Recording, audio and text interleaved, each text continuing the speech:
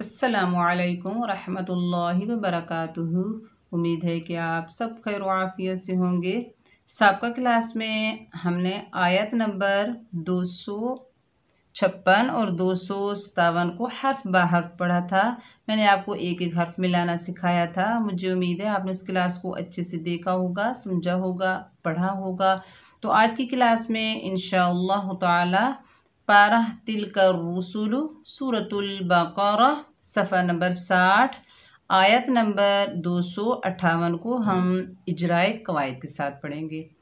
सबक शुरू करने से पहले मेरी छोटी सी गुजारिश है आपसे, आप अगर मेरे चैनल पर नए हैं तो मेरे चैनल को पहले सब्सक्राइब कीजिए, मेरी वीडियो को लाइक कीजिए और ज़्यादा से ज़्यादा शेयर कीजिए। चलिए सबक का आगाज़ ताऊज़ और तस्मीया की तिलावत से करते हैं। अऊज़ु बिल्लाहि मिनश शैतानिर रजीम। बिस्मिल्लाहिर्रहमानिर्रहीम। चलिए मेरे साथ साथ पढ़िए। यहाँ पर देखिए हमज़ा के ऊपर ज़बर है, बगैर खींचे पढ़ेंगे आ। लाम के ऊपर ज़बर है, आगे मीम साकिन है, लाम को मीम से मिलाएंगे। मीम साकिन के बाद हर्फ बा और मीम के अलावा बाकी जो भी हर्फ आ जाए तो मीम का इजहार होता है। यहाँ पर इजहार शफवी का कायदा होगा। जैसे अलम, मीम को जाहिर करके पढ़ेंगे अलम। ता के ऊपर ज़बर, रॉ के ऊपर ज़बर, दोनों को बगैर खींचे पढ़ेंगे। रॉ को मोटा पढ़ेंगे तारा, अलम तारा। हमज़ा के नीचे ज़ेर है, बगैर खींचे पढ़ेंगे ई। लाम के ऊपर ज़बर है, आगे लाम मुशद्दद है, लाम को लाम से मिलाएंगे। मुशद्दद हर्फ को 2 मरतबा पढ़ा जाता है। एक मरतबा अपने से पिछले मुतहरिक हर्फ से मिलकर या अपनी हरकत के मुताबिक, दूसरी मरतबा अपने से अगले साकिन या मुशद्दद हर्फ से मिलकर। जैसे लल, इलल। लाम के ऊपर ज़बर, बगैर खींचे पढ़ेंगे ला। दाल के नीचे ज़ेर है, आगे या साकिन है, ये या मद्दा है, एक अलिफ की मिकदार खींच कर पढ़ेंगे। दाल को नरमी से अदा करेंगे। दी, इलल्लज़ी, अलम तरा इलल्लज़ी। हा के ऊपर ज़बर है, आगे अलिफ खाली है, ये अलिफ मद्दा है। ऊपर देखिए बड़ी मद आ रही है। बड़ी मद की निशानी क्या है कि कलमा एक हो, हुरूफ़े मद्दा के बाद उसी कलमे में जज़म या तशदीद आ जाए तो यहाँ पर मद बनेगी मद्दे लाजिम। ये बड़ी मद है, इस मद को 6 हरकत के बराबर खींच कर पढ़ेंगे और हा को हलक के दरमियान से अदा करेंगे। जैसे हाज, जिम के ऊपर ज़बर, बगैर खींचे पढ़ेंगे जा, हाजा।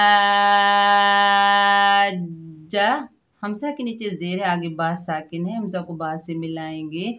बा हरूफ़े कलकला में से है तो इसकी डबल साउंड आएगी इब, इब। रॉ के ऊपर खड़ा ज़बर है, हा के नीचे खड़ी ज़ेर है, दोनों को एक एक अलिफ की मिकदार खींच कर पढ़ेंगे। रॉ को मोटा पढ़ेंगे, हा को सीने से अदा करेंगे इब्राही।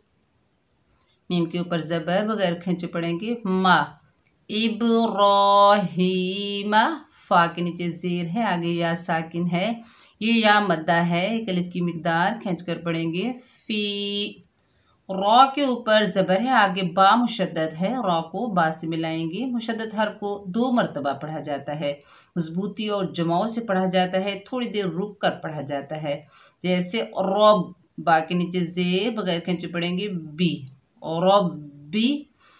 हा के नीचे खड़ी ज़ेर है, ऊपर देखिए छोटी मद आ रही है। छोटी मद की निशानी क्या है, कलमे 2 हों। यहाँ पर देखिए 2 कलमे हैं, पहले कलमे के आखिर में हुरूफ़ मद्दा हो, दूसरे कलमे के शुरू में हमज़ा हो तो यहाँ मद बनेगी मद मुनफसिल। इस मद को 3 अलिफ की मिकदार खींच कर पढ़ेंगे। जैसे ही, रब्बी ही। हमज़ा के ऊपर ज़बर है, आगे नून साकिन है, हमज़ा को नून से मिलाएंगे। यहाँ पर नून साकिन के बाद हरूफ़े हल्की के 6 हरूफों में से हमज़ा आ रहा है तो यहाँ पर नून का इजहार होगा, यानी इक्फ़ा गुन्ना कुछ भी नहीं होगा, नून को जाहिर करके पढ़ेंगे। जैसे अन, हमज़ा के ऊपर खड़ा ज़बर है, ता के ऊपर खड़ा ज़बर है, दोनों को एक एक अलिफ की मिकदार खींच कर पढ़ेंगे आता। हा के ऊपर पेश है, आगे अल्लाह का लाम है, अल्लाह के लाम से पहले ज़बर या पेश आ जाए तो अल्लाह के लाम को मोटा पढ़ा जाता है। जैसे हुल, लाम के ऊपर खड़ा ज़बर, एक अलिफ की मिक़दार खींच कर पढ़ेंगे ला, अन आताहुल्ला। हा के ऊपर पेश है, आगे लाम साकिन है, हा को लाम से मिलाएंगे। जज़म वाले हर्फ को एक मरतबा पढ़ा जाता है अपने से पिछले मुतहरिक हर्फ से मिलकर, जैसे हुल। मीम के ऊपर पेश, आगे लाम साकिन है, जैसे मुल। काफ के ऊपर ज़बर, जैसे का।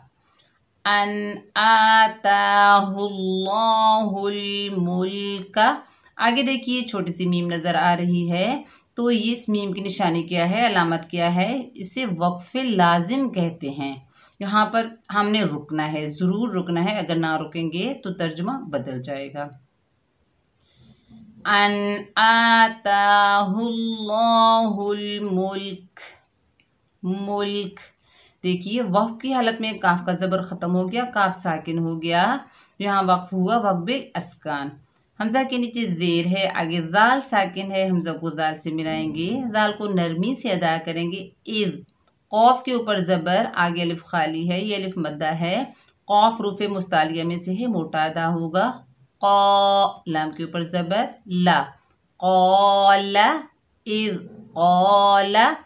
हमज़ा के नीचे ज़ेर, आगे बा साकिन है, हमज़ा को बा से मिलाएंगे। बा हरूफ़े कलकला में से है, तो यहाँ पर कलकला होगा। इब, रा के ऊपर खड़ा ज़बर, हा के नीचे खड़ी ज़ेर, दोनों को एक एक अलिफ की मिक़दार खींच कर पढ़ेंगे। मीम के ऊपर पेश से बगैर खींचे पढ़ेंगे। इब्राहीमु, इज़ क़ाला इब्राहीमु।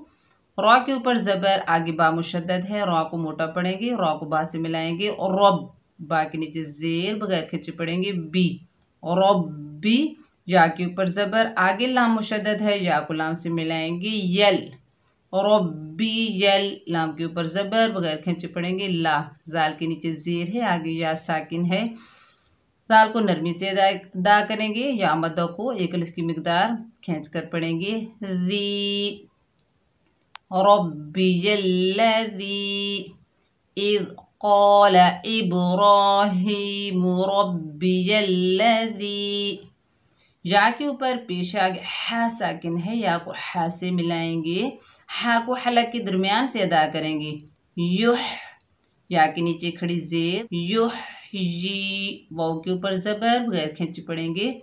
वाव को अदा करते वक्त होंठों को मुकम्मल गोल करेंगे। वा, या के ऊपर पेश, बगैर खींचे पढ़ेंगे। यू, ज़बर ज़ेर पेश को बगैर खींचे पढ़ेंगे, जैसे इसे मजहूल नहीं पढ़ेंगे, जैसे यो नहीं पढ़ना, यू पढ़ना है। वायु, मीम के नीचे ज़ेर है, आगे या साकिन है, मीम को या से मिलाएंगे, और ये या मद्दा है, एक अलिफ की मिक़दार खींच कर पढ़ेंगे। मी, वायु मी, ता के ऊपर पेश, बगैर खींचे पढ़ेंगे। तू, वायु मी तू। आगे देखिए लाम अलिफ ला की अलामत आ गई है, तो यहाँ पर हमने बिल्कुल भी नहीं रुकना, सीधा कंटिन्यू करना है, क्योंकि ला की मैंने है नहीं के। ओके, यहाँ पर हमने नहीं रुकना।